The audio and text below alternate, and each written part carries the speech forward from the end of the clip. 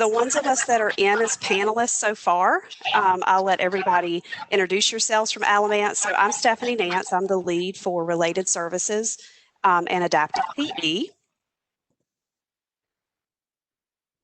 Audrey, you might be the next one. I'm not sure if everybody else is in yet.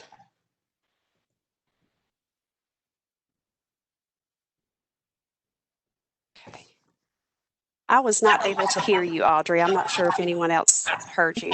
Stephanie, can you hear me? This is Donna. Yes, that's Donna. Yeah. Hey, I'm the audiologist for Alamance Burlington School System.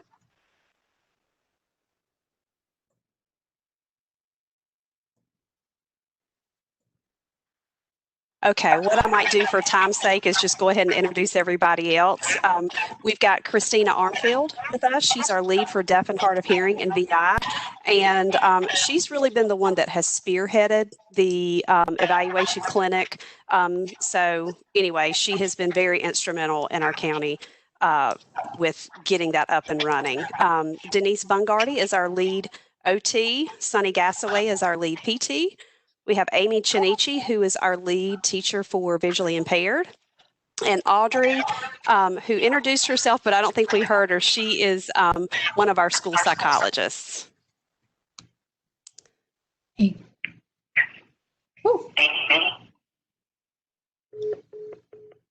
Okay, can we move to the next slide, please? Okay, so are we doing live or virtual? Oh, great, Christina's in now. Are we doing live or virtual assessments? We're trying to remember to do what is in the best interest of each individual student in the county. There are some students that we're able to get real quality information virtually. And so we're doing that in those cases in order to minimize that face-to-face contact. We do have the evaluation clinic that has been set up, and we have, so when I did this slide originally, we had 2 evaluation slots per day. We have 4 evaluation slots per day now, and they're staggered. So we'll have one that starts at 9:30. We'll have one that starts at, 8:30, one that starts at 9, and then in the afternoon, we have a 12:30 slot and a 1 o'clock slot, and we have different rooms where different assessments, hearing screenings, visions are done so that we don't have more than one student in a room at a time. Donna is also doing hearing screenings for those kiddos that might be all that they need. We are fortunate enough to have a part-time EC teacher that is doing all of the scheduling. So she's reaching out to the parents. She's scheduling the evaluations. If you can envision going to your doctor's office right now, you come in, you get your temperature checked. You get here, we get an armband. That's what Donna's doing. Donna has she is the one that's really running the show over there with getting folks in, getting them screened, and getting them ready to be evaluated. We have PPE on site, and so Christina, I'm going to let you jump in on this. That's just kind of a brief overview of the question here, but definitely if you have anything to add. Yeah, I can add some more. Thank you, Stephanie. Hi, everyone. I'm Christina Armfield. This has been a labor of love because we did not do any kind of testing once the pandemic started last school year. And so we not only had to play catch up from last year, we had to figure out how we were going to test those students and move forward with this school year with what we needed to do with testing. So there has been a large team really getting this program in place here in Alamance, Burlington. So we have pretty much someone from every discipline sitting on the evaluation clinic team so that we can make sure that this goes as smooth as possible. And I'm not going to say that this has gone very smoothly at times. We have had lots of hiccups, many barriers, but with the group that we're working with, we've really been able to work through those and figure out next steps and best steps moving forward so that some of these barriers don't come up again. So yes, we do have, like Stephanie said, we have kind of a wing at one of our career technical center that we have students and parents that come in from one door so that they're not being exposed or going through a building. We have 3 classrooms that are set up. The first classroom they enter, they get to see Donna Pleasant's lovely face as our welcomer. She does all temperatures. She gives them an armband that shows that they've been checked. From there, they go into her first room where they get their vision and hearing, if that is what has been asked for on the consent. And then from there to the next room where either the psychologist, speech therapist, occupational therapist, PT, VI teacher, deaf and hard of hearing, whatever we need to be doing, we have 2 separate classrooms set up for that. We do have PPE available. Our scheduler, I have to give a shout out to Ellen, has been just amazing. She makes all the phone calls. She schedules them. She follows up 2 days before for a reminder. She asks them those COVID questions to make sure if we need to cancel right then, we can, in case we can schedule someone else in that time slot. She is great with that. And so having that one contact person has been great. And then we do have PPE. So we make sure that we allow one family member, one parent to come with the student, that they must wear a mask. If they don't, we obviously provide one for them. That is the only thing that's mandated for us, is to make sure that we have masks on, but we do provide additional PPE for those who want it, that are testing, such as we have some face shields, we have clear face masks, we have an array of cleaning materials that have been approved to kill COVID-19. We've been working closely with our health department, with our lead nurse, in order to do all that and make sure that we have all those safety precautions in place. Did that answer what you needed, Stephanie? Absolutely. Thank you, Christina. Okay, we can move on to the next slide. Okay, so what steps have we taken to move assessments along that may have been previously delayed due to school closures related to COVID? Again, I've never seen such a sea of red in ECATs. And one of the things that we have tried beginning the school year, there's so much stress right now.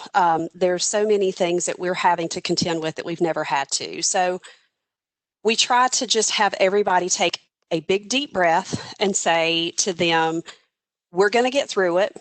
We're not going to get all the red gone by head count, but we're going to work through this to get as much done as we can. So we've tried to over and over reassure folks that, we're extending a lot of grace right now. But interestingly enough, it's funny when you look at some of the due dates and you see that there's some that are maybe a year old. So this has kind of forced us to look at a lot of things compliance-wise and hopefully help us focus where we need some training and support to be.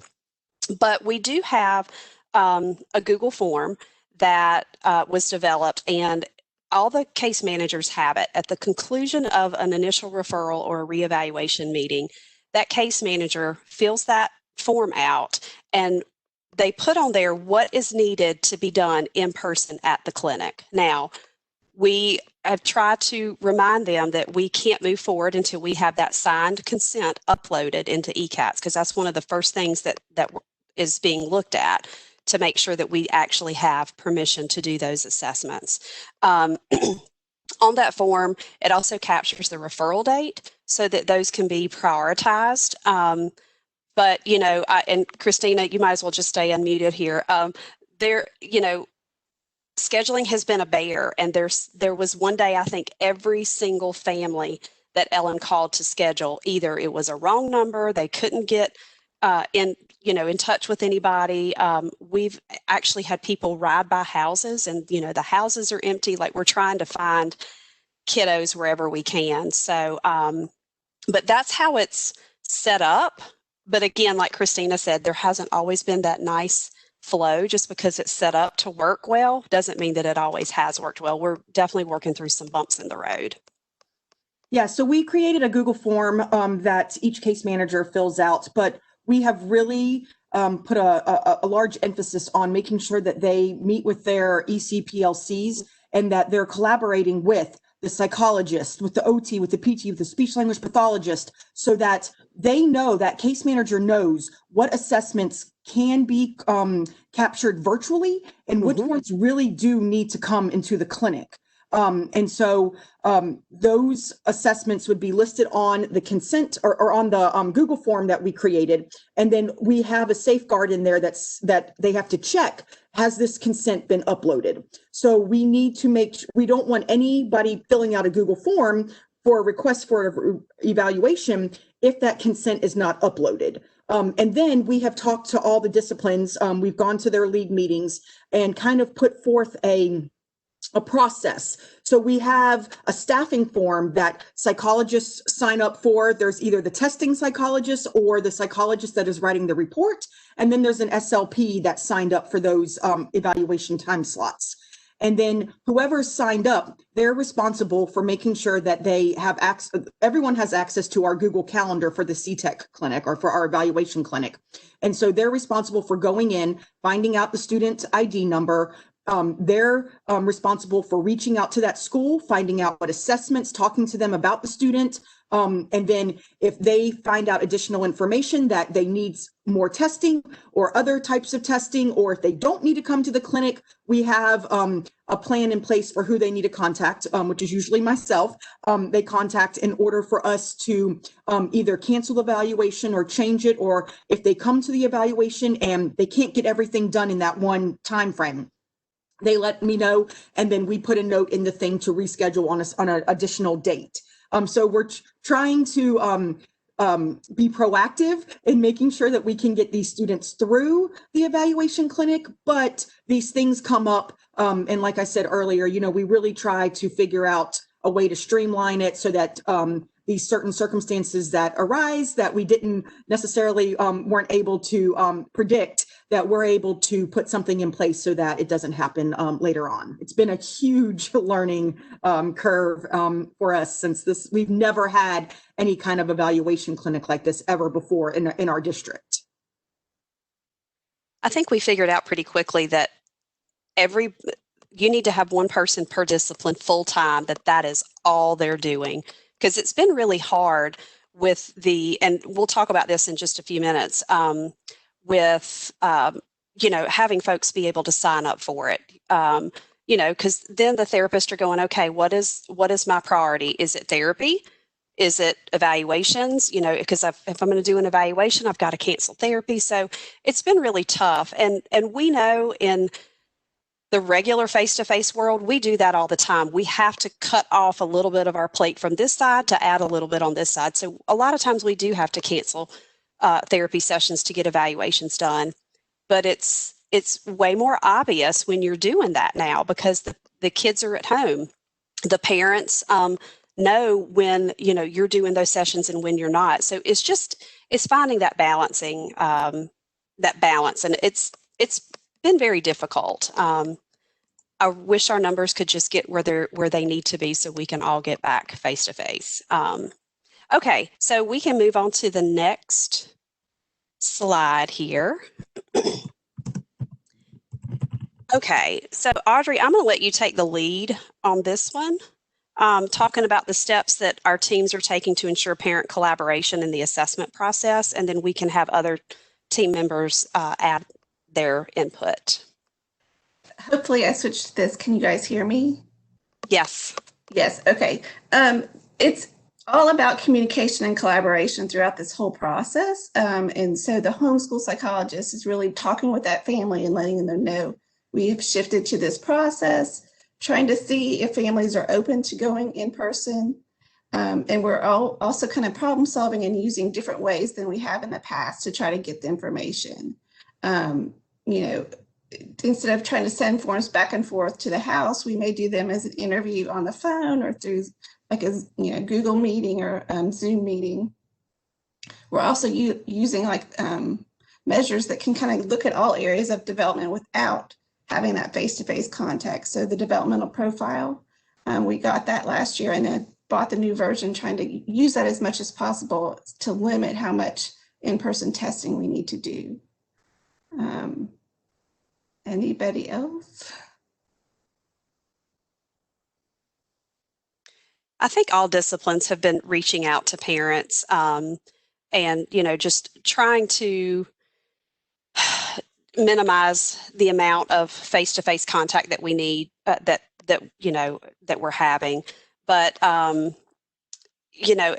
much as we can do virtually, like we said before, like virtual screenings, things like that, virtual functional evaluations, we're having folks, parents send in videos of their kids just doing natural play in their home and getting a lot of good assessment data there. So, we're just really trying to think outside the box. And, hopefully when all of this is over, these are some measures that, if this happens again, or, we go into a long break for some reason, that we've got more things in our toolbox that we can use to get through those times. Okay, does anybody else have anything else to add to this section? I was going to also say, just to one of the questions, Alamance is all virtual right now through January 15th. But we have welcomed back our adapted curriculum students yesterday, and pre-K students came back on Wednesday, I do believe. But we are continuing with this process with our evaluation clinic through at least January 15th for consistency across our district. And so with that being said, one of the things that we have been doing a lot of is jumping on Zooms. So we've been jumping on Zoom meetings with therapists, with, they're in the house, their families are there, their parents are there. And so that's a great way to be able to collaborate through this process with our families and our parents, because at any time we can just jump in and we're there with the teacher, or we're there with the speech therapist, or the OT and the PT and the mom, or the dad, or the big sister, and we can get some great information during that process. So. Also, I wanted to add that functional vision assessments are really extremely difficult to complete virtually only. And since Burlington has been all virtual to this point, we did complete one at the clinic. And it was new for us doing it this way, but we had to really rely on parent information, teacher observations, previous teacher observations, because the students, new teachers, have only been able to observe them virtually. But the student did come into the clinic, and we were able to do the visual skills assessments, such as convergence and tracking, and assessments such as those. And we were able to measure reading speed, those things that go with learning media assessment at the clinic. But we just we noted in the functional vision report that, there were some aspects of the assessment that weren't as thorough due to the global pandemic. We just made that note in there, but we tried to do what we could to complete that assessment as best that we could, but just noted in the report that the given situation. Gotcha. Okay, I promise when our presentation is done, we're going to get to these questions in the chat box. I promise. I see them coming in, and so we'll all jump in and be able to answer those for you. But Perry, he keeps sending me my time. So we're going to move on to the next slide for now.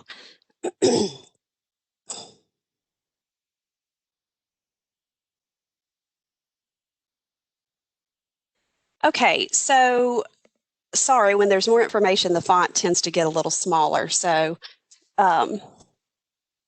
we went a little smaller here. I might need to get out my little readers. Okay, so how are we implementing, I think, there we go. How are we implementing ongoing assessments and progress monitoring virtually? So we've got a lot of information here, and I'm going to say that, I emailed our psychologist, and they were very gracious to send in this information. So Audrey, I'm going to let you go over this slide if you don't mind, since your group sent me the information. Yeah. So for kids that are not identified as EC, going through like a tier process, we have been collecting, our universal screening benchmarking We're using STAR and AimsWeb Plus. And if, there's issues with the technology doing that virtually, we kind of try to problem solve, and either some schools are bringing the kids in for those quick assessments, and some are trying to do them differently than doing them through the computer. The EC teachers are still doing all their same assessments that they use to progress monitor the progress on the IEP. They do a lot of the core reading assessments, assessments from some evidence-based programs. And again, they're doing them virtually the best they can using document cameras, screen sharing, trying to get the information of what progress that student has been making. Pre-K has kind of a curriculum they follow, and they are collecting that data as they work with their students to see where they are, whether they're working virtually or they just had some students come back in person this past week.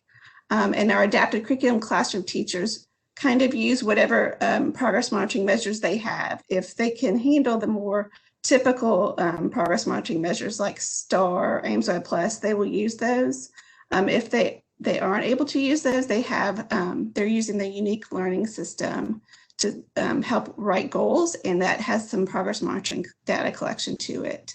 Our staff has really been great before the pandemic in collecting ongoing data of student progress, and they're just trying to problem solve and think of new ways to collect that data virtually, or bringing kids in for brief assessments at the school if needed.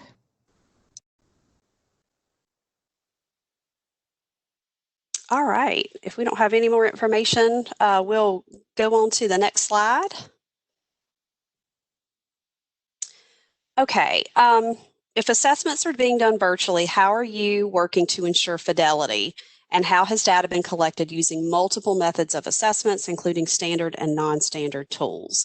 So we've talked a little bit about this on some of the other slides, but just to make one note is that we are not doing, at least let me say SLPs are not doing standardized assessments virtually. We have, I know that there are some companies that have created those digital easels. We have just not done that as of yet.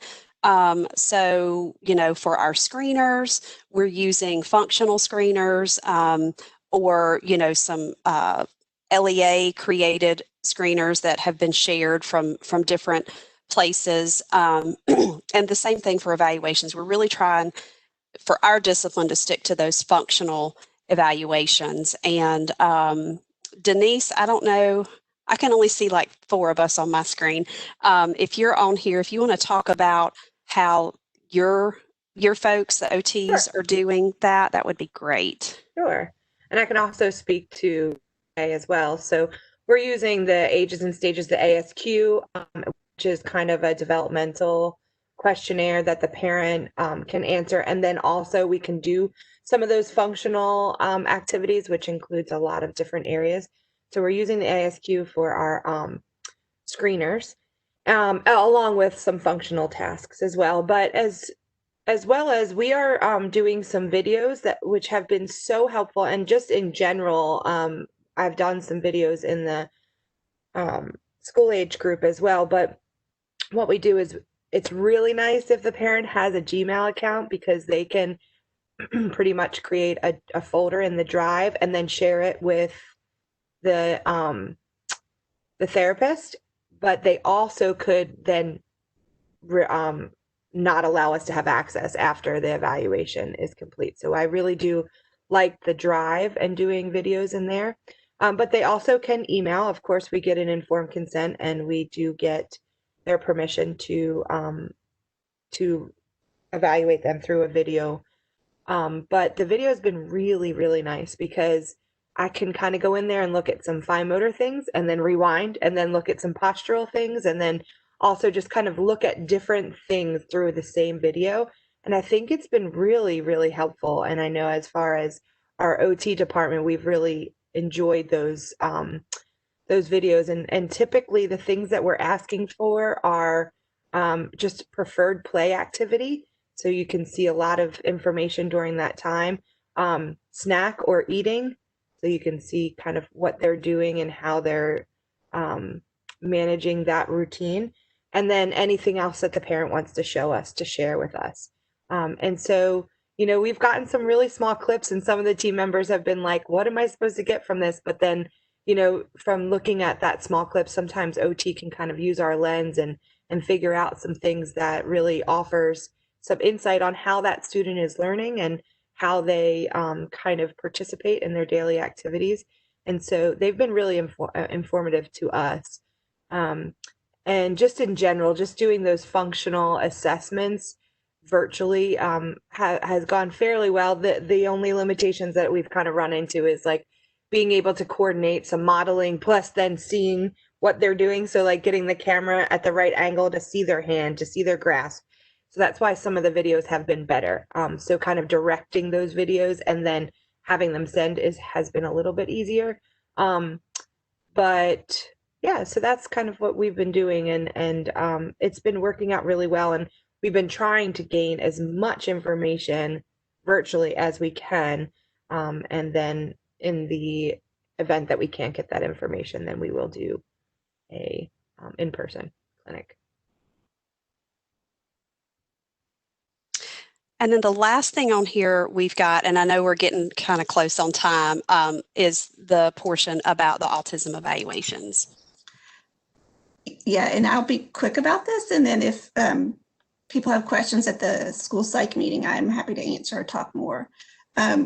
We are doing some virtual autism assessments. We went through some training with Teach about using the cars in a telehealth way. And we've kind of worked with our school psych department and getting everyone comfortable and consistent in scoring the cars. And we kind of have 3 ways we're collecting that data virtually. One is coaching the parent kind of through some tasks, and we kind of observe and take notes. Another is through like standard kind of more structured or semi-structured interviews with the parent or the school staff. But we've been able to get really good information and feel confident in our results for several cases now. Awesome. All right. So we can go on to the next slide. I think we just have 1 or 2 left. Oh, that was it. I think, yeah, that was it. All right. So Great. think we did okay on time, Harry. You have 2 more minutes to go if you'd like to wind up. Audrey, were you going to say something? Just that one of the questions in the chat was about providing transportation to the clinic, and if kids were in the classroom, if they were coming to the clinic or to the school. I know if transportation is an issue for a family, we kind of figure that out on the front end at the school team level, and we try to problem solve what's the best way to get this student evaluated. In some of those cases, we are waiting until the kids are in school and doing the evaluations where they can come into the school.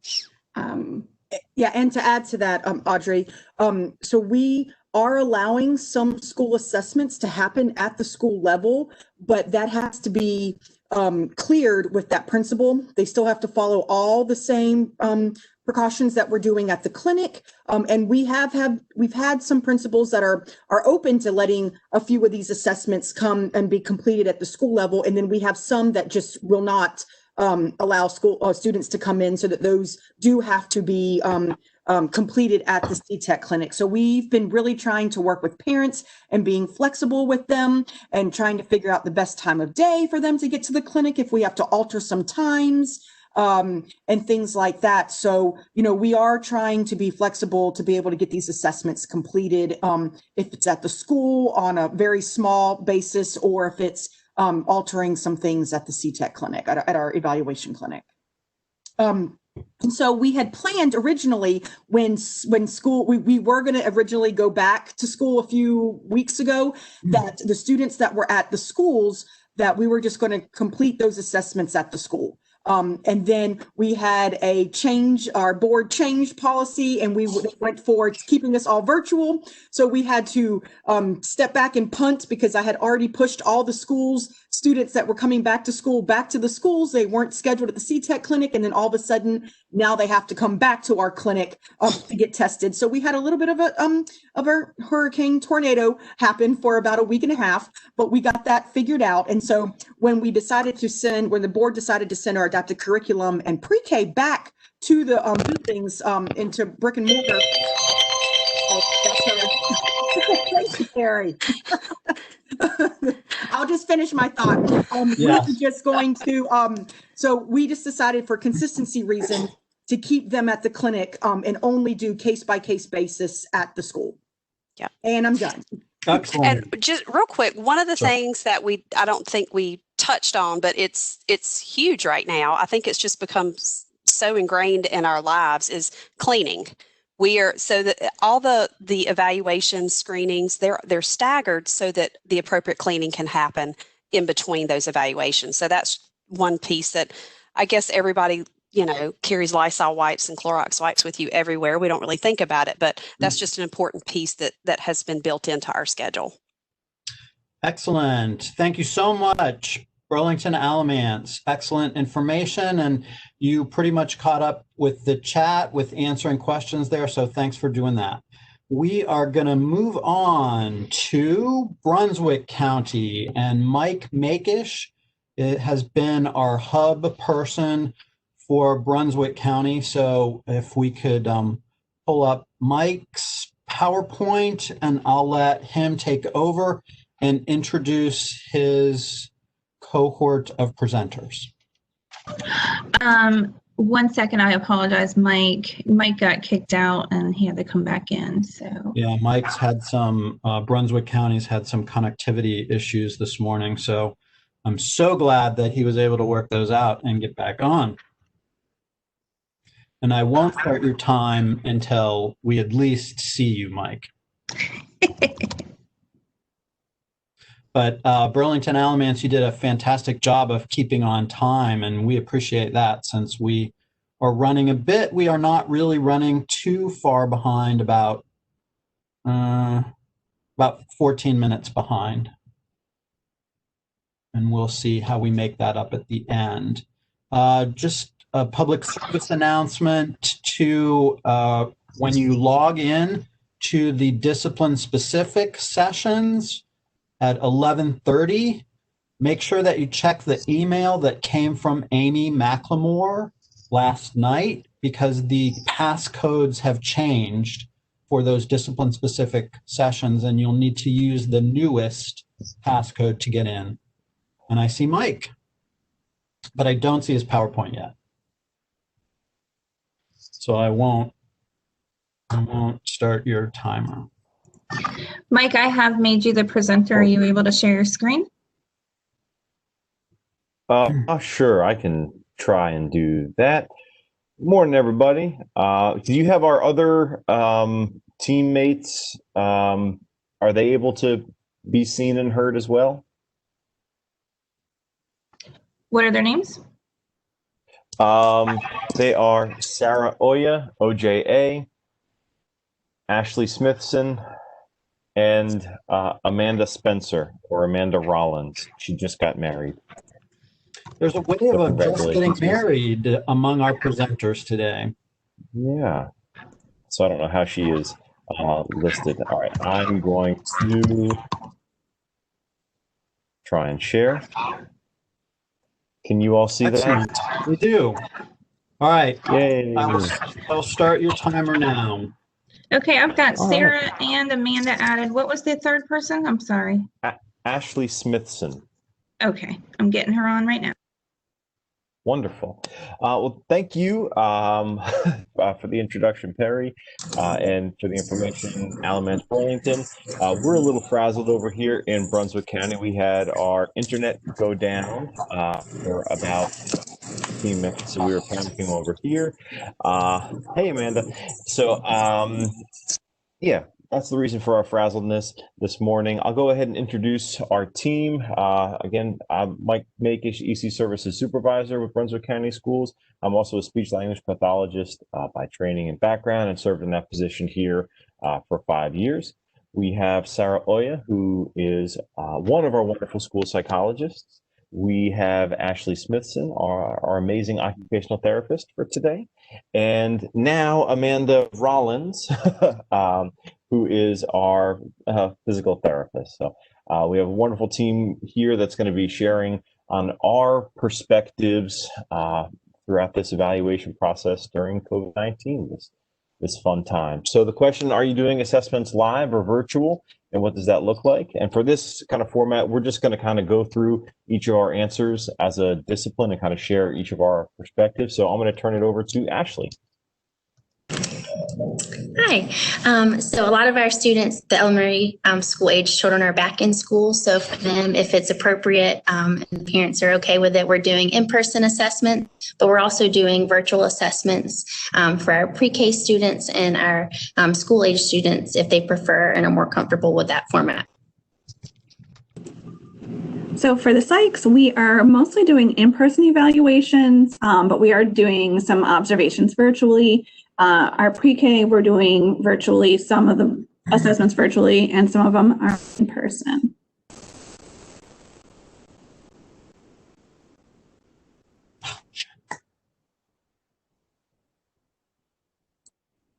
Amanda, you're muted. I apologize.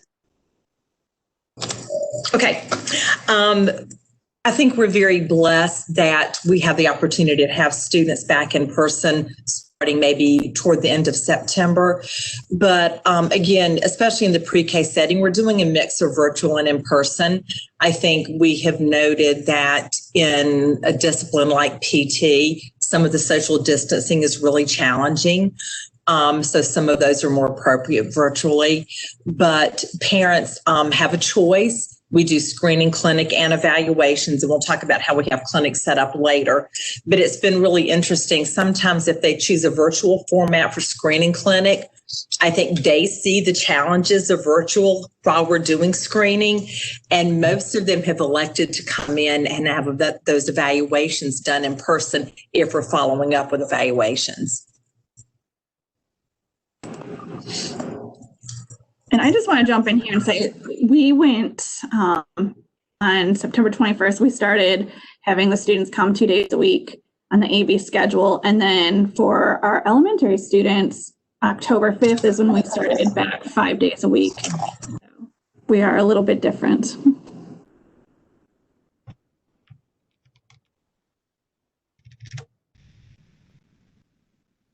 For right now. As far as our speech pass, we are doing all of our, I guess, standardized evaluations. Those are being conducted in that traditional face-to-face environment. And then we're using the virtual assessments for kind of supplementary things like observations or follow-up oral motor evaluations so that you can, rather than having the student remove their mask or use a clear mask, for that, just another way to see the student's mouth or get another language sample from the student in a more socially distanced or safe environment. And those can be either conducted with the student in another classroom, or it can be done at home as well. Ooh, we can speak slowly. Yes. Okay. Our next piece is with assessments being done face-to-face. What steps are LEAs taking to facilitate them effectively and safely? So I can start talking about this a little bit. The procedures that we put in place are thanks to the people that you are seeing here from Brunswick County. We could not have done this without all of the input from our providers. I was tasked with this responsibility, but it did not happen in isolation or alone. Because none of us had ever been in a pandemic before, and we, we're kind of reinventing the wheel or inventing the wheel while driving the car. So we used the resources that we had available based on the guidance that we had at the time, and that kind of changed as we went throughout the evaluation process from the summer where we were totally virtual to having the ability to have students in the building. We took input from our providers to see what things that they felt that they needed in order to feel safe. that may exceed the guidance from the CDC, because we want our folks to ultimately feel safe and comfortable to the extent possible in being able to do what they need to do safely for the students. We created some really detailed procedures that talked about how to handle assessment materials, sanitization procedures, social distancing, and how to appropriately use your PPE, and how to maintain the cleanliness of the evaluation materials like your easels and whatnot. We had basically guidelines that were shared throughout, and then we also had plans for the different manipulatives that would be used during the evaluations. I don't know if any of the providers want to add on or talk about what we did for safety. There was a note, I just missed it. Anybody want to chime in there? When we're running a clinic, whether it's for screening or evaluations, we may have 3 children coming in during the day. And this is really more specific to pre-K, but we have already designated tubs of material set aside. So when we finish the screening and maybe we're doing a virtual meeting with the parent to talk about how we're going to proceed from the screening results, that child has a designated tub of materials. They play with them. When they leave, they're back in the tub and they're taken and they're sanitized and they sit and they're ready for the next day. So if we have 3 children coming in, we have 3 laid out areas of tubs. All the other materials in the room are put away so things aren't tantalizing to them. We've had conversations about replacing manipulatives because we've discovered that we cannot find a cleaning mechanism for things like the blocks that have paint on them, that every cleaner we use seems to dissolve the paint off the blocks. But just working very heavily to make sure all those manipulatives are completely sanitized and that we are not being spreaders.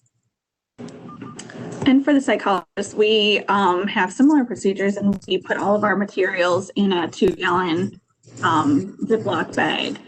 And when we are putting the materials together, as you can see, there's a lovely little picture. And I did not want to use any blocks that the publishers could say, don't send a picture. So that's just a little sample of what we put together.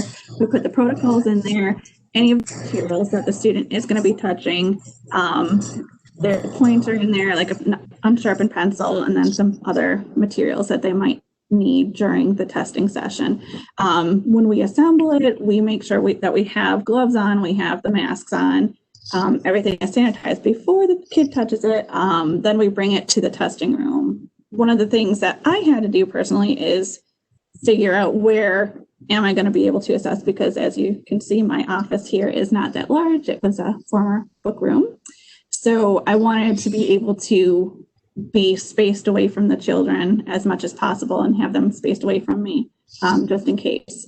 Before we go in there and bring the kids in there, we sanitize everything, every surface that the student might touch, even if it had already been sanitized by the staff here, we still sanitize everything. Then we bring them in, have them either wash their hands or have them use the hand sanitizer. And for me, what I've been doing is like with the blocks, I have my own blocks and then they have their own. We've also been very lucky to kind of transition to Q Interactive with the iPads. And I think that that has really helped us a lot to be able to distance while we are doing the assessments. And then we also, for the easels that are the hard easels, we have made up some clear overlays. There's one in the picture, and then we also have another one that's just clear, fully clear. So I think that has definitely helped, and it can be easily wiped down without compromising the materials. I think, Sarah, you need to patent that easel shield. Ashley, is there anything you'd like to add about that? Just that we've, I think, done a great job working as a team with all the members, just helping facilitate the cleaning and making sure we're social distancing and finding good spaces to test. Yeah. Excellent. The other thing that has been really important for us is our evaluation checklist, which the providers utilize to kind of document their assessment. That has come into play for contact tracing. It has the date and time when the student was evaluated, so it helps us to monitor in the event that we need to for exposure. We do try to and all our guidance says is to the extent possible, maintain the 6 feet social distance. But as you all know, we work with little bodies. So sometimes we need to be a little closer. So can we share the evaluation checklist? I'm happy to. And they are linked into our PowerPoints. I don't know if and how that will be shared out, but they're in there, and I can make our contact information available, so you can just let me know if that's something you'd like. We all had to reinvent the wheel, so we're happy to help out where we can. All right. Let's see. For assessments being done face-to-face, doing them effectively and safely. I think, Amanda, you then talked a little bit about the pre-K. Is there anything else you wanted to add about this? I think one of the things that's made it really successful, because we started with a backlog of 77 referrals that were prioritized by referral date, and now we're meeting 90-day timelines. So we have knocked out referrals since we came back. We have 3 dedicated testing teams and now 2 testing and 1 screening. But one thing that I think has been helpful is we go out and we meet the family out in the parking lot. A couple of us go. We engage with the child because we're in PPE, but I think we've underestimated our kiddos because they have acclimated great to seeing all of us in PPE. But one staff member stays out there, and the parent has a virtual link because we're pulling their 3 and 4-year-olds, out of, from their walking to the door with their parent, doing a temp check. They're going in with us, but the parent has a virtual link that they can see everything that's going on. We are doing assessments such as the play base or the dial screen, where fidelity is not going to be compromised. They're not protocols that we are making public. But I think having that parent be able to watch and see what's going on, and even for the kids, looking up at the screen and seeing mom or dad sitting there, and they can say hey to them, and mom or dad will say hey back, has really made it. There hasn't been one kiddo that we have had to take back out because they just couldn't handle the separation. So that system has seemed to work really, really well. And we have been able to get back on track from where we need to be to meeting timelines. Yeah, you guys have done an amazing job. An amazing job with that. All right.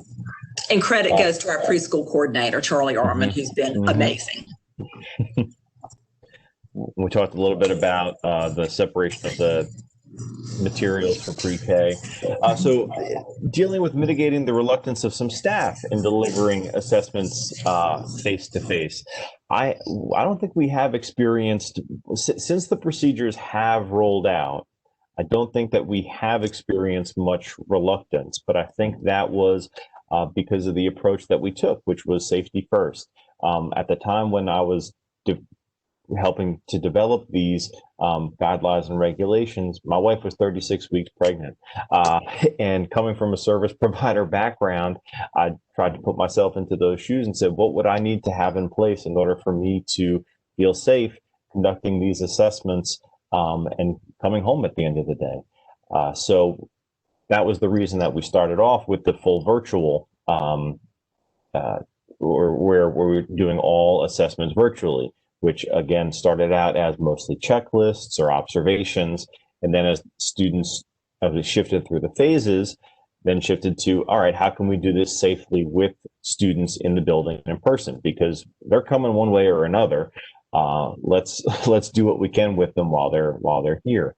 We tried to be honest with our staff that this is new to all of us, and that the guidelines changed throughout this entire process. One day, and our board shifted from the expectations. Within 3 weeks, we went from students that were everyone was remote to planning to have students back 5 days a week at the elementary level. So we tried to be transparent and clear in our communication. And then as we were developing these guidelines, frequently checking in with our providers and saying, is this making sense to you? Is this making you feel comfortable? Reaching out to a small group of people, that way that we can communicate out to their own professional disciplines to say, okay, yeah, this is what this works, but we need this. This we can do virtual assessments, but we're having issues with standardization. That was something that came up a lot and frequently with the psychologists. So I had to be very adaptive in saying, and listen to my people and listen to what they're saying and just try and proceed with my rock brain self. So trying to check in throughout the evaluation process to say, all right, now that we've put these guidelines in place, how is it going?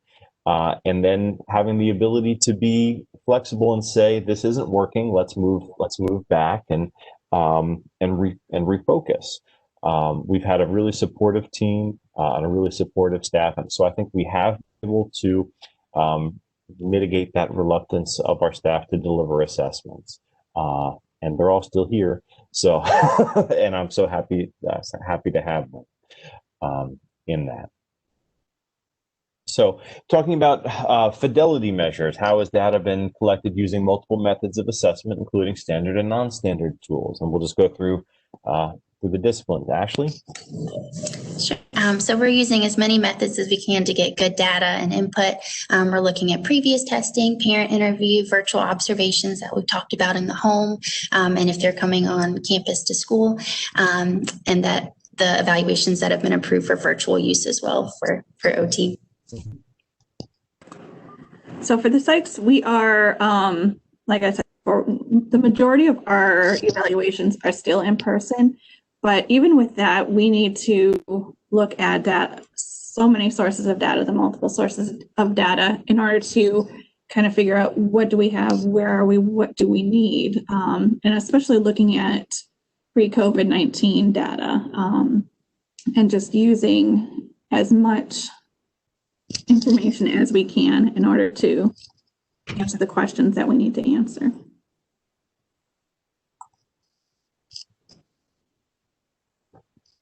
Amanda? The standardized assessments that we're using are ones that have been approved. I know Mike worked incredibly hard this summer contacting publishing and testing companies, working with information from DPI to provide us with resources that were approved for virtual testing. So that was incredibly helpful. I think all of us and probably everybody around the state might agree that one of the greatest benefits of this is the contact we have with parents now, that we're relying on them for so much information, so much parent interview. During those observations, talking to parents about if this is the typical child that you live with at home, to fill in those gaps of what we might see and not see.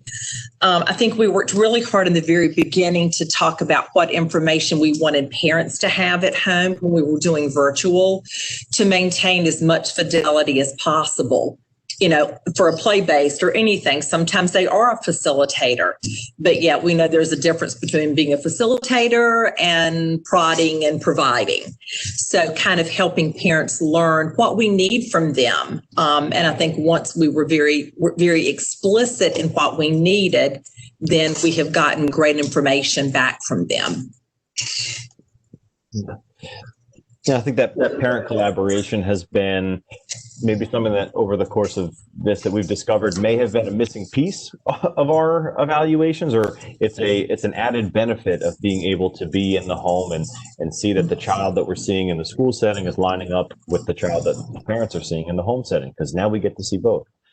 For the speech pass, we are using that, again, like we said, with the virtual to supplement the face-to-face evaluations. It just gives us another way to see or hear the student, to see how they're interacting in the remote sessions compared to in person, and how does that change the student's communication. We have tried to be really clear with our parents and our stakeholders about about the nature of virtual assessments and saying that for the most part, none of our assessments were normed using a telepractice modality. So we are trying, and we put that on our consent for telepractice evaluation to say we recognize that we want to provide your child with, to get evaluation information to provide your child with services. And they've been very flexible and given us enough leeway so that we can use those multiple sources of data. I think this has caused us to be really reflective of saying, what is a good evaluation? And it no longer has to just be that standardized evaluation as the only measure that we use. Going back to historical data, going back to that more non-standardized or observational data to say, what is the clear picture of this student's strengths and needs? So I think it's made us rethink our evaluation process and the function of evaluation a little bit. So how are we dealing with fidelity? How are the findings being documented, interpreted, and communicated to families?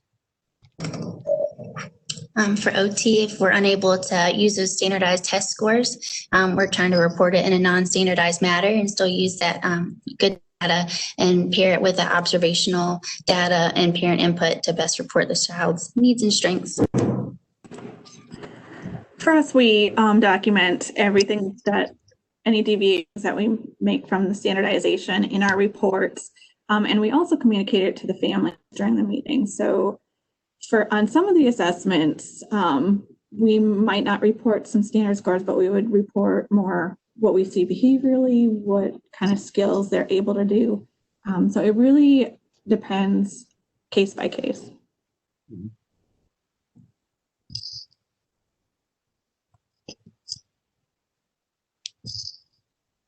Amanda?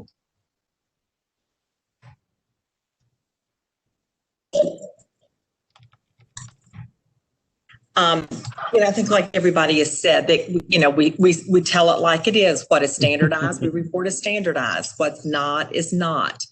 And I think one thing that's been interesting is a couple of times when we've been doing virtual assessments, a parent has said, this is not the child that I typically see. This is not the child that I typically live with. I really have changed my mind and want to come in. And then those families have the option. We stop the virtual assessment and then we schedule them to come in. So it's nice to be able to have that option and have parents really feel like we're getting a true picture of their child. Yes, and for the speech pass, again, like it's been said, we're just documenting it in those individualized reports. We haven't had any of those evaluations not done in a standardized way, but we are including the ways that the staff is adorned in PPE, or maybe they're using a pencil to point as opposed to their finger or whatnot. So, and we have tried to be upfront and honest with our families in that, and are communicating it in our reports. So what steps have we taken to move assessments along that have been previously delayed due to the closures? So we have prioritized those overdue initial referrals. I think, like Amanda said, then the reevaluations. We are now to the point where we are meeting 90-day timelines for pretty much all of our students that have been referred since the start of this school year. We have used some of our PRC funding, 132 funding, to support our school psychologists to do some overtime work for evaluations, so that, because I think we found that they had the biggest load and the biggest burden, and their evaluations take the longest, and their evaluation reports take the longest. And then with pre-K, Amanda, you want to talk about that a little bit? Yeah, when we opened up virtual testing toward, I don't know, Mike, what was it, early August into July, something like that, our school psychologists jumped in and used the Ages and Stages questionnaire as a screening tool, especially for those kiddos that were not transitioning from Part C to Part B. And then, so that gave us that screener prior to coming back to school. We had completely changed the way we were doing preschool testing this summer and had 2 testing teams and a screening team already established, which was a whole new routine for us. But for the first 6 weeks, the screening team reverted to a testing team to work through the backlog, because there was no point in continuing to screen and create a bigger backlog till we worked through what we had done. So that really helped get us to a point where we felt like we could kind of breathe. And now we are back, like we said, back on track. But it was everybody being completely flexible and open to whatever needed to be done on any given day to move these little ones through our system and get them where they needed to be. Great. I think we talked about that a little bit. So let's talk about the innovative steps that we're taking as far as to parent collaboration in the assessment process. I think we're all working with families more than ever. For pre-K, I think we're doing a really great job. Our preschool coordinator will send home a list of activities and things they may have in their home so that they know what to expect and they know how long it'll take and what we're doing and what's expected of them, as well as parents, caregivers. And this has helped to involve the parents in the process. And then the other thing, if they are coming in for an in-person evaluation, that I really like about this is that we're able to watch them in the home environment for a virtual observation. And it just gets really great information as when they came in, we're new faces in PPE. So it's good to observe them in the home to see those daily routines and things that they're doing with their families. And we are pretty much doing the same thing that Ashley had just said. We participate in virtual meetings with the parent. We talk to them on the phone up front, especially the ones that we still have some students who are fully virtual. And we ask them if they feel comfortable bringing their student in. And if they do, we explain to them all of the procedures, all of the safety procedures and protocols that we have in place ahead of time so that they are comfortable with it. We meet with the student ahead of time virtually just so that they can kind of see us and get to know us a little bit. I also will go in and see the student virtually during one of their classes or those kind of things. Yeah, and just like everybody said, just parent contact. I think it's really been interesting to open up that home environment to us. I think all the PTs out there would agree that on so many developmental things we look at, moving up and down stairs is a big deal.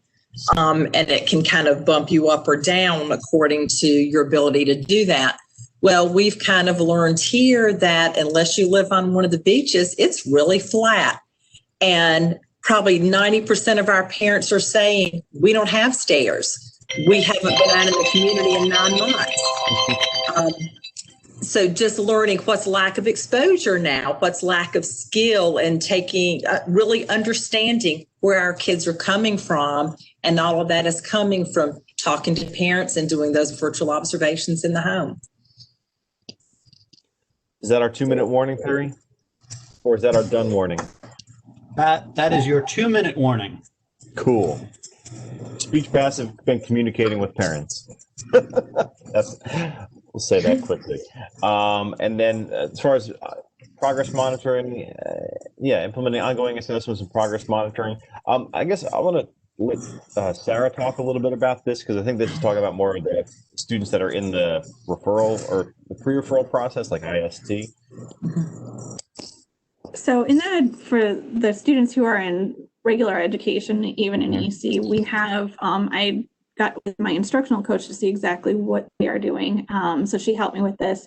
They're using remote slides for M-Class benchmarks, as well as the books online, using the Reading A to Z for progress monitoring. They're able to use Google Meet, or, well, we were Zoom, but then there were some issues with Zoom. So some were a little bit Zoom, a little bit Google. So it really just depends. For the K2 math assessments, they have remote slides, and the slides match the standards and the assessments that the students are doing in the classroom, but the students who are virtual are able to manipulate those assessments as well. And then just for formative assessments, they're using Google Forms, Google Slides, News ELA, just a variety of ways. I know for me, I've also done the core phonics survey virtually. We're looking at a lot more non-standardized assessments in order to figure out what information we need to get.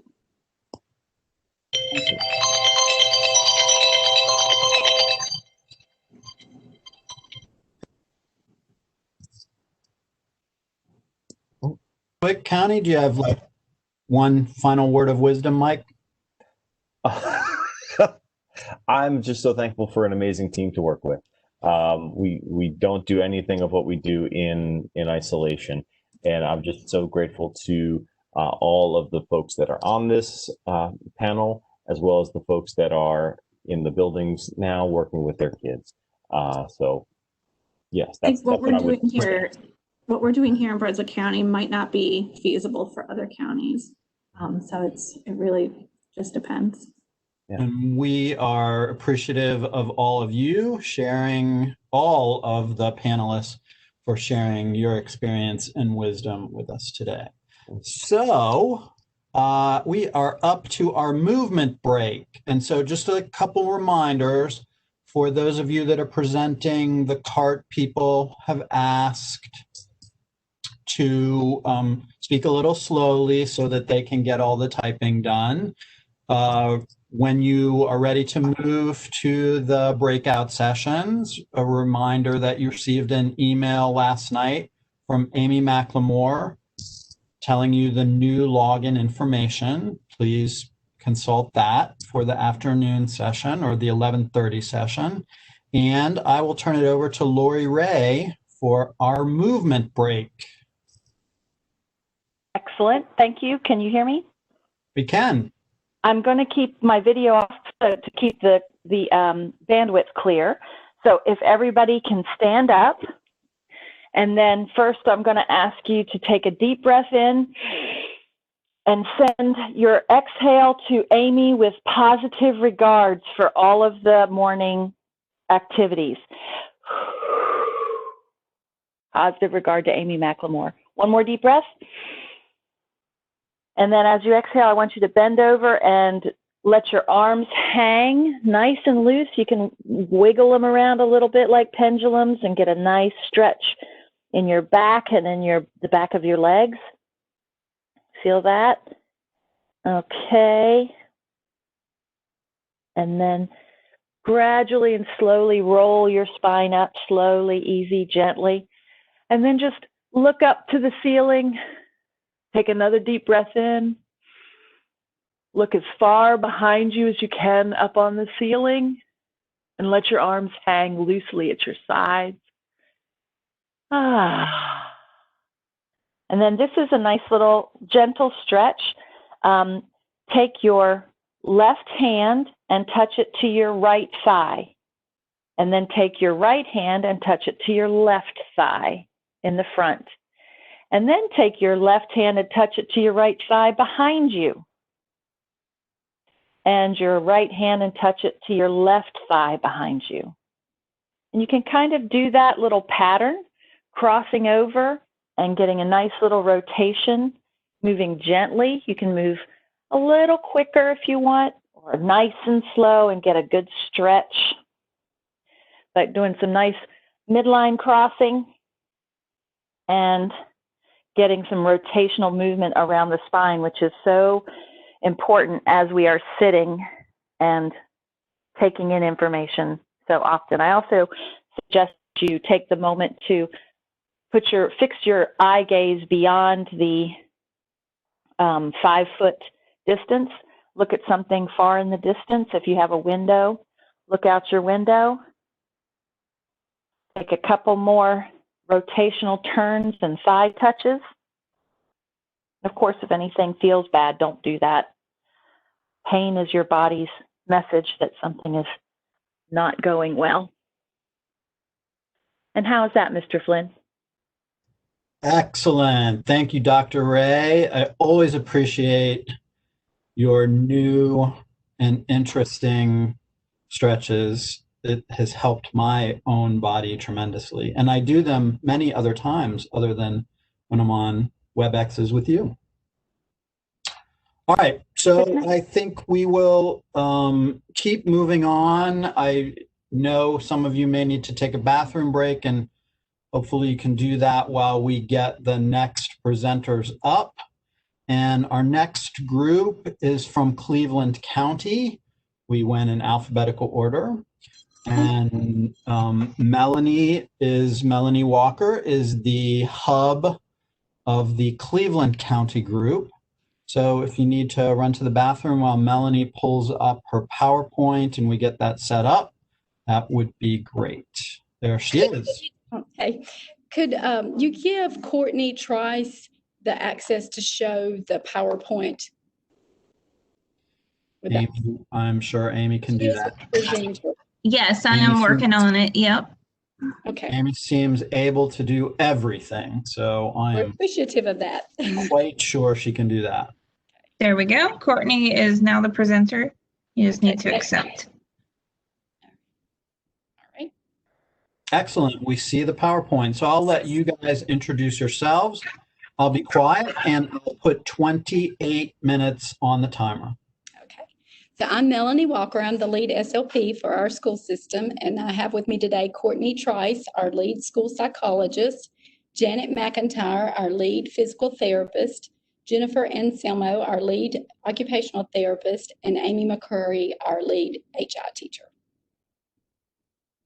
So just to give you a little background of what Cleveland County looks like right now, we have a couple of options in place for students.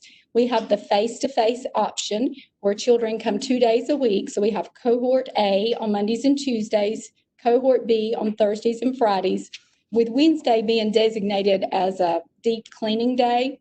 And our school board just recently voted that Wednesdays could also be used if they needed to come in for some special help. It could be projects, a student that might be struggling and needing a little extra work. That's made on a case-by-case decision at the school level.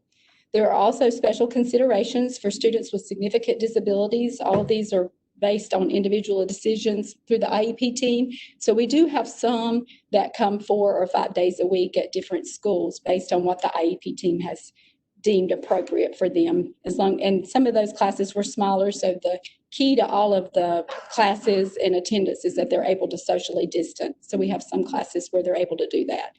Also, IEP teams have made some decisions that they may come in not on their face-to-face days, but to come in for some more special education and the related services on what would be like their off day.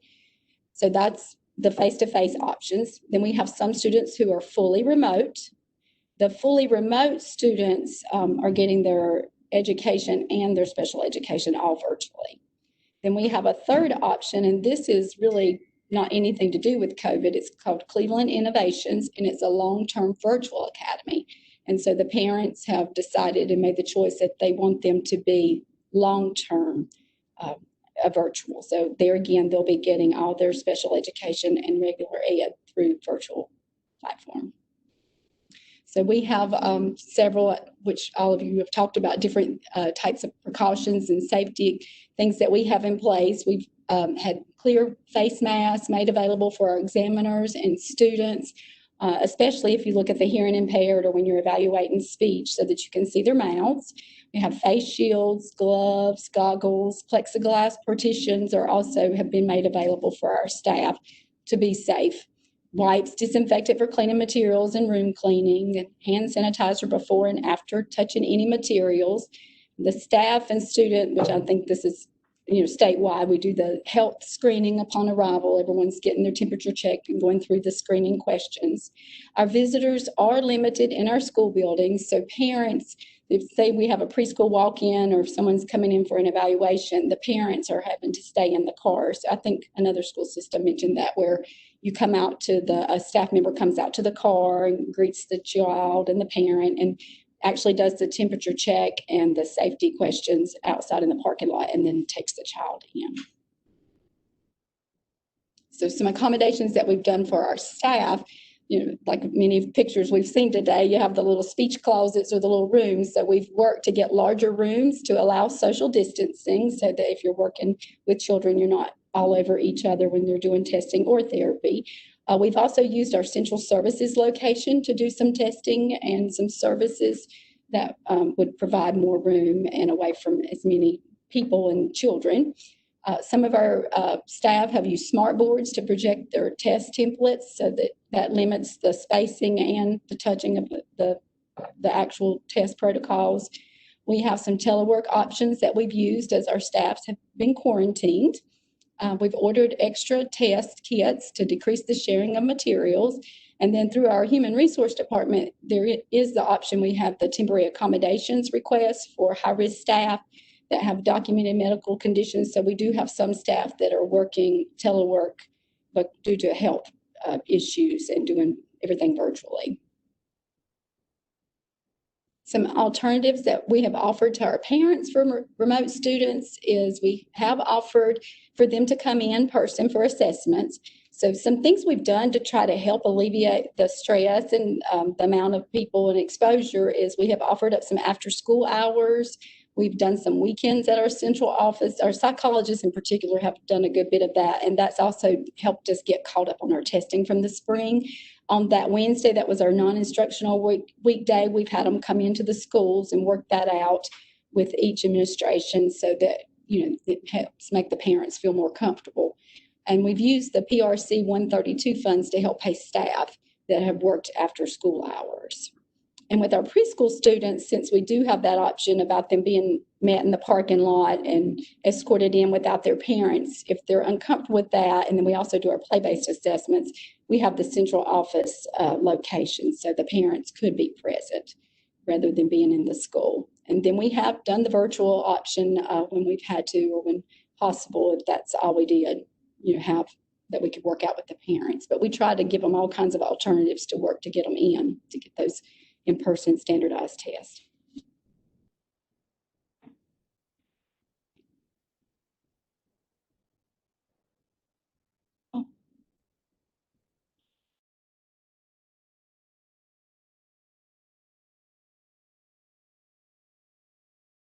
Courtney is having trouble unmuting herself to speak. I don't know if there's something. Okay, we got that figured out. Sorry, guys. For our students who are in person, so our students who are cohort A or cohort B, we are doing in-person assessment, trying to stick to standardization as much as possible. So we're still one-on-one, we're still in a quiet separate area. We're doing the prompts and the instructions as written in those tests. Obviously, there are some changes made to that. Those are reported in our reports and put into the prior written notice and told to the parents when we're discussing our results. One of the things we've looked at for decreasing the number of students touching the materials is using the eraser end of a pencil as a pointer for students to point to the stimulus response items. If students aren't able to coordinate the use of that pointer, we do have transparent film that we go page by page and gets sanitized in between each student. Each school psychologist has a clear partition that they're able to utilize as well in between themselves and the student. Obviously, the examiner and the examinee are wearing masks, and like Melanie mentioned, we do have clear masks available when those are needed. We are really stressing utilizing previous data collected. So luckily, we have a really robust MTSS system, so we have progress monitoring available for initial referrals, and for our EC students and reevaluations, we're using the progress monitoring data collected prior to closures as well to help guide those decisions. And it's preferred that we're not testing multiple students in a day with the same test, just to allow that time for sanitation and to limit that contact between students when we're testing them. For our students who are fully remote, our option number one is to schedule time for that student to come in and administer the assessments if the parent is comfortable. I will say I've had very few parents who have said no to this option because we do offer that alternative testing time or location where we're limiting the number of people those students are coming in contact with. But if they still are uncomfortable with coming in person, this is kind of what we go through. What can we do virtually? Observations. We can try to observe during a virtual learning class if that is something that their school is providing. Some students have their camera off during this time. Some are only sending home recorded instruction. So that's not always an option, but if it is, we will do that. We also have what we're calling a virtual learning observation form for the parent. So the parent can report, when my student is on virtual learning, this is what I am seeing. Are they attentive? Are they out of their seat? Do I have to redirect them? Things like that. So we're seeing what the parent sees as their students learning in the current environment. We have rating scales that we can administer online when it's possible, or via interview on the phone. I will say we are not doing teacher adaptives for fully remote students right now, just because those would not be valid. Teachers haven't seen our fully remote student in 7 or 8 months at this point, but we can reach out to the parents and get those adaptive behavior ratings from them. Our social developmental history, we can complete that via interview over the phone. For cognitive, we have the DP3 if that is appropriate. However, if it's not, that evaluation does remain open. We are not doing any virtual standardized cognitive assessments that aren't just the ratings. For the educational, we are doing complete record reviews and data dives to determine if we do need further educational data, and really looking at in the definition of an educational evaluation. NCDPI puts that if you can determine their educational strengths and needs through other evaluations, then you don't have to do necessarily a standardized educational like a Woodcock-Johnson. Obviously, that's the preference, but there are cases if we have good progress monitoring data that's going to give us more information for that specific student. As far as ongoing progress monitoring, we are utilizing online programs as much as possible. iStation, Easy CBM, Star Reading, Star Math. I'm sure there's others that schools are using as well. These are the ones that we've recommended EC teachers use. For students who need something that's not available on these online assessments, our EC teachers are doing a great job about coordinating and coaching parents. So scheduling that time to call or get on a Google Meet to where the timing and instructions can be given from the EC teacher and the parent can help make sure the student's looking at the correct probe. That is not the preferred method, and it's few and far in between, but there are students who are having progress monitoring collected through that method because they can't access the online options.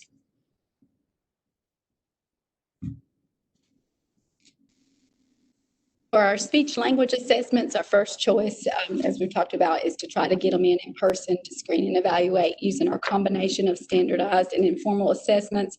But we have done some things virtually when we need to work around with the parents. We always make sure that we note that in the report and explain that to the parents ahead of time. And of course, do some legwork ahead of time before we try to do that virtually, so they know not to answer for the kids or talk for the children. So we have to do some background and get the parents involved. But Perry does have on his webpage some informal speech language assessment screenings that are broken down by grade level. And we had started using those a couple of years ago, and we actually did a little local norming and compared them to the self-screening. So we already had some good data to know that those informal screenings worked well in determining if you needed to do further evaluation, and they do better. It just seems to work better virtually. So we've really been using those virtually when we needed to do some screenings, and along with some speech language screenings and some samples. For the infant toddlers, as we're transitioning, the Real and the Rossetti infant toddler, you can use those, and those are more parent interview and can do those virtually. So we've used those. And then also, this is going back a while back, but when we had our DPI large notebook with all of our tools, we had lots of observational checklists of the teacher input forms. They're broken down by pragmatics, articulation, and expressive and receptive language, and fluency and voice. So those we've also used virtually, because those are some more things that we can get informally and through a virtual platform. So just tried to be creative and use a combination, pull from previous information. what we can and just pull it all together. And then again, the main thing is making sure we note it in the report.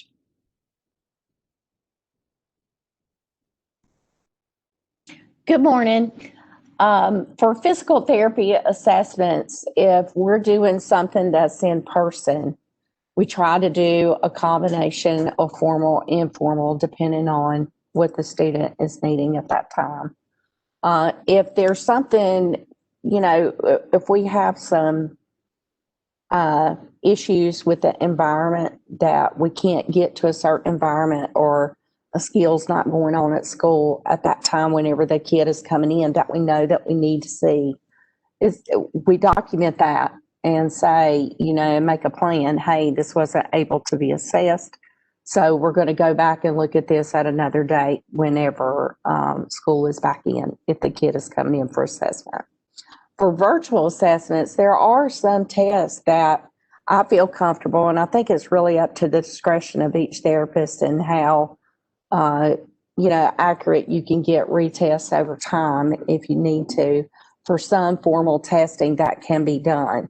A little later on, we're going to talk about the TPBA. That is done in person, but also sort of virtual with the therapist watching that over video. Some of the small standardized testing that Lori Ray has talked about, I feel comfortable with those, like the 30-second walk test, the time up and go, making sure that it can be reproduced in that home environment. And also survey type tests can be done as well, where you have to, answer questions with different parties, such as the PDCAT or the SFA, depending on what the child needs. A lot of what I'm doing is informal. So if I'm doing like a checklist with the parent, or if I'm just doing time skills or observing specific skills that the child needs to try to perform. If there's something that I can't see in the home environment because of the environmental limitations, then I document that so that I know, and I put it on my plan of care so that I know that I need to go back and look at that. Well, that's if the child is qualified, but qualified for special education services, and then, needs our services as well. So that's there. Also on the Academy of Pediatrics, where I've got that on here, there's a link that is connected to that, to where it's got our evaluation list. And, therapists can look at that and say, of those tests, what do you feel comfortable that could be performed in a virtual environment? So that's all for PT.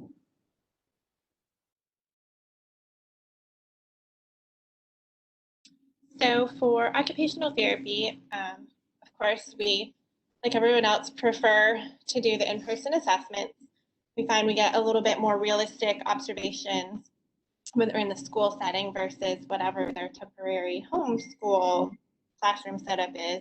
And something else that we've noticed really during our therapy sessions is when they're face-to-face and not virtual, we actually see what the kids can naturally do rather than what the parents can do for them, or what they can do when they have the parents constantly prompting them.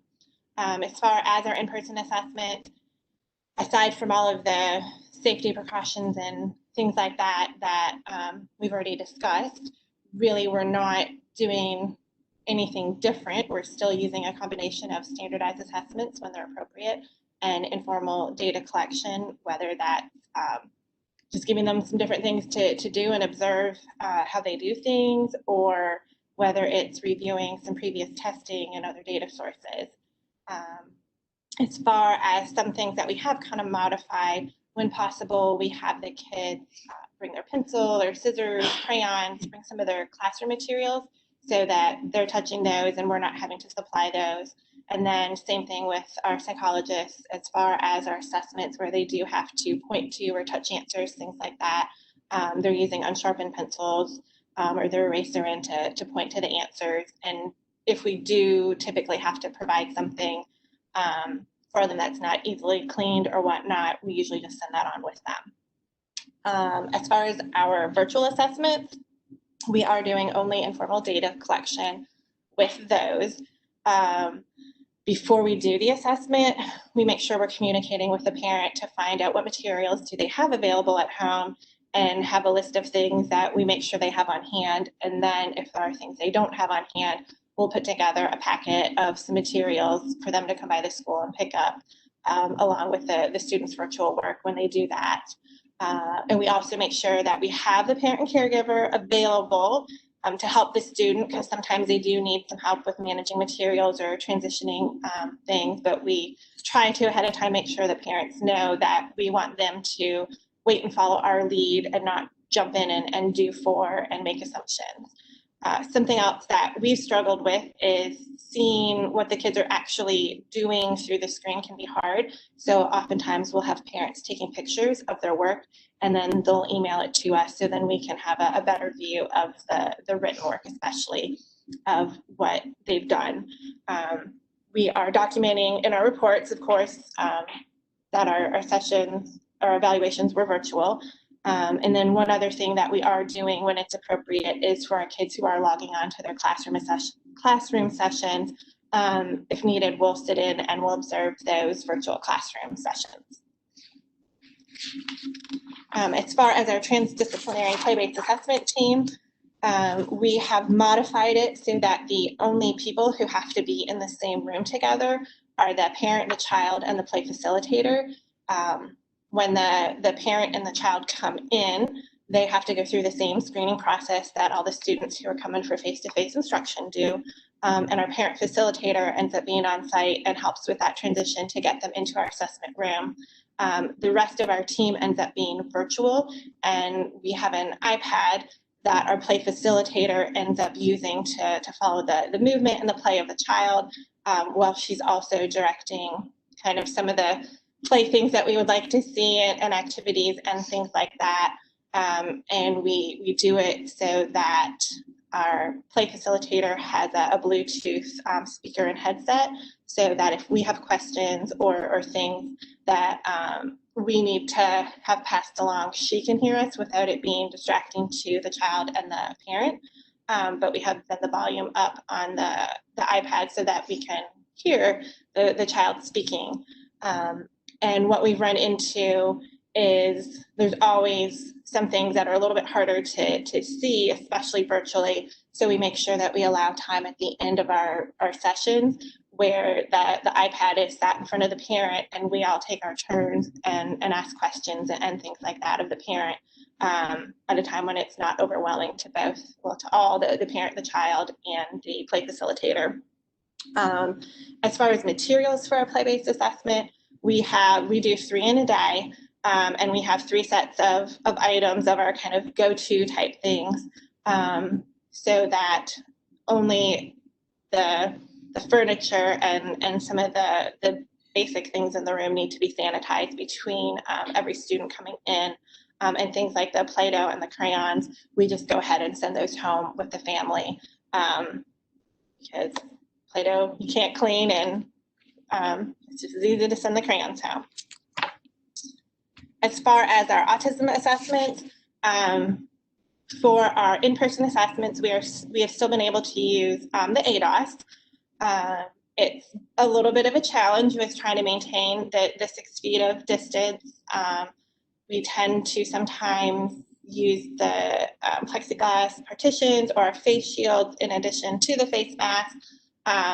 If we have the clear face masks that staff can wear, and we will offer them to the students so that we can see a little bit better if they are trying to share facial expressions with us. And then things that Play-Doh is used in the ADOS. So again, we don't reuse something like the Play-Doh between students. And we open up individual packages for the snack items and things like that. And we just, scheduling is a bit of a fun thing that we just make sure that we have them spaced out enough so that there's time for cleaning all of the items between assessments. We have not run into situations yet where we've needed to look at characteristics and behaviors specific to autism where the parents have not been comfortable bringing them in for the ADOS. But if that were the case, we would use the CARS as needed for those virtual assessments. Let me try it again. I was muted. Okay, for the audiology and orientation and mobility, we contract with both of those services. We are using audiology services as needed. We have, of course, had a lot of equipment issues this year. And so she comes in and is able to help us with those. Those are typically when the kids are at school face to face. She also does our training at the beginning of the year for hearing screenings, FM systems, checking hearing aids, things done like that. We did do that training virtually this year, but everybody that needed to attend was able to attend. She just did it virtually. And then our school nurses and SLPs are doing hearing screenings face-to-face at the schools. So it is a benefit that we have kids coming in at least 2 days face-to-face so we can get some of that stuff done. The orientation and mobility, we are contracting with Envision for 2 days a week for the services and assessments. The services are provided face-to-face only. And if the student has chosen to be remote only, they do have the option to be a walk-in for their O&M services at their home school. Next one. Okay. Then our next is our interpreters and our HI services. Our interpreters are used for live classes as well as videos that are shown within the class. They are used for remote classes. They are used if we have children that use interpreters that are brought in for assessments. We did just have one this week. The parent was comfortable bringing them in, and so that worked out well. One thing we've recently found is that if the interpreter can have 2 screens, like 2 laptops or 2 computers, and then the student as well has 2, it is much easier for them to see the interpreter and participate in their class. The Chromebooks that we use are very small. The screen is small. So it's hard for them to see the interpreter as well as participate in the live class. That's kind of been challenging because they don't want to give everybody 2 computers. But we've been able to work that out through the individual schools. The HI services are being provided face-to-face as well as through some remote sessions. And then we are going through the process right now of adding closed caption to videos, live classes, things like that for our kids that don't use interpreters so that they still have access to the live classes and the videos.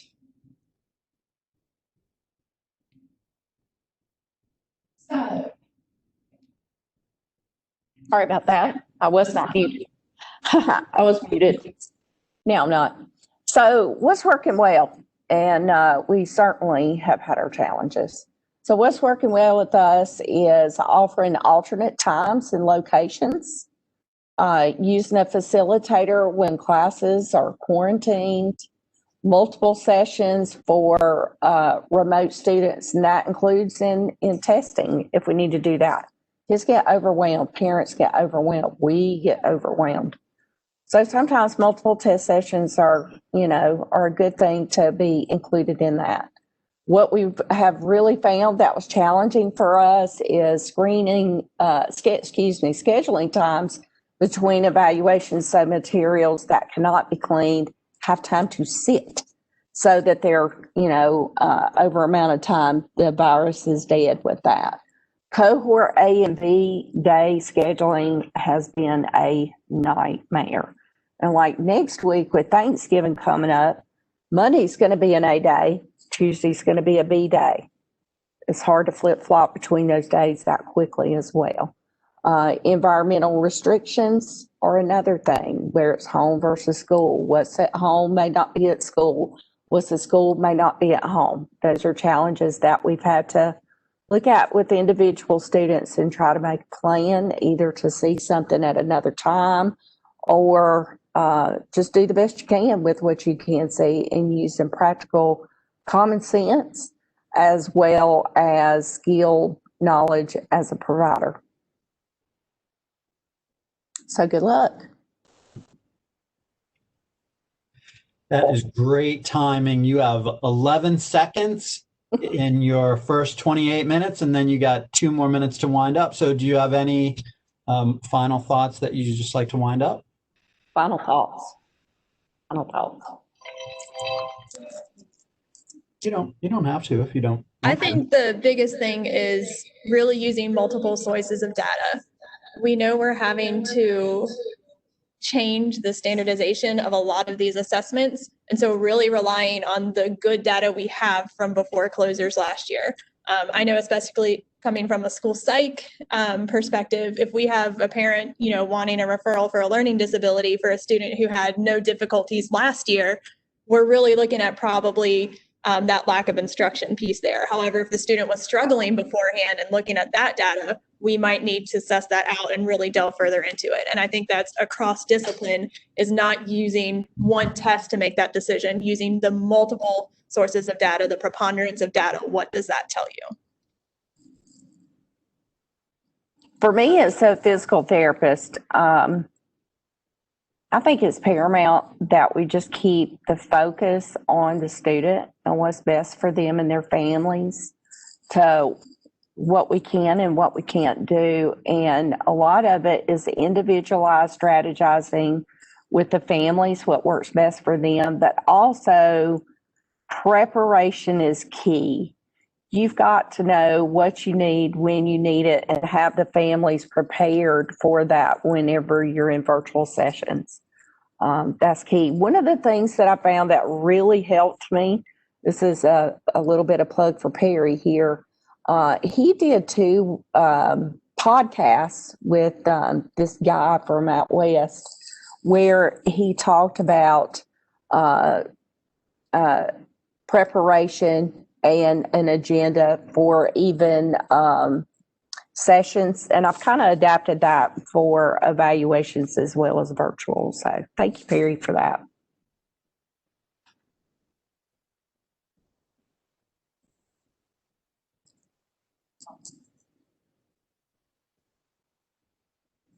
You're muted, Perry.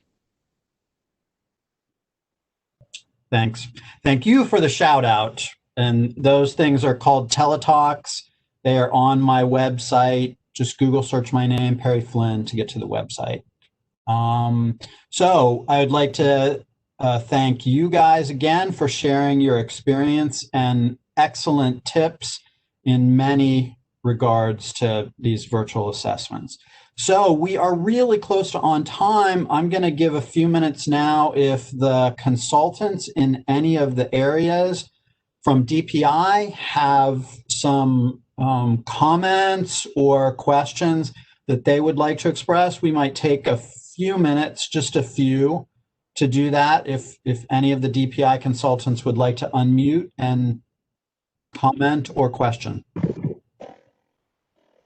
Hi, I know it's 11:04. This is Lynn. I really like some things that I heard, lots of affirmations. So thank you to all the panelists for sharing your work. And I know in our follow-up session, there will be some follow-up discussion with the school psychologist. One thing I appreciate Mike said was thank you for recognizing the brunt around evaluations that school psychologists are facing right now across our state, particularly in light of our workforce issues and on top of several months of no access to students. And so I appreciate that, Mike. And in light of that, I would just love to hear, I think Courtney probably was one that shared, I'm hearing school psychologists about unreasonable expectations and around what they can actually feasibly accomplish within the context of 1 week. And with many leaders that are not in our role type understanding the assessment, interpretation, report writing, synthesis, report writing, all of that takes a lot of our time. So thank you, Mike, for affirming that. Because I'm feeling it. I'm feeling the weight of it from our folks across the state. But I think Courtney mentioned some really nice practices around maybe not seeing more than one student a day with this particular tool, or even maybe not seeing more than one particular student a day. And that day is around that case. And so I like that, but I didn't know if any of the other panels had any other tidbits of how your leaders have supported in the prioritizing and planning phases, reasonable expectations, and how you feel in these very stressful times that you are supported and that you are being asked to do what you can in fact reasonably accomplish within a work week. Great, thanks, Lynn. Anyone else have some final comments? Well, I was asking to see if any panelists had any additional comments.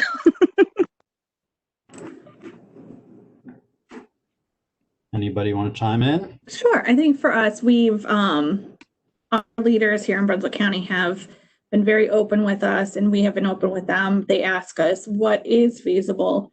They, as we all know, Mike has a really good understanding of what it is to be in the field because he was previously a speech language pathologist before he took that position at Central Services. So I think for us, it's unique.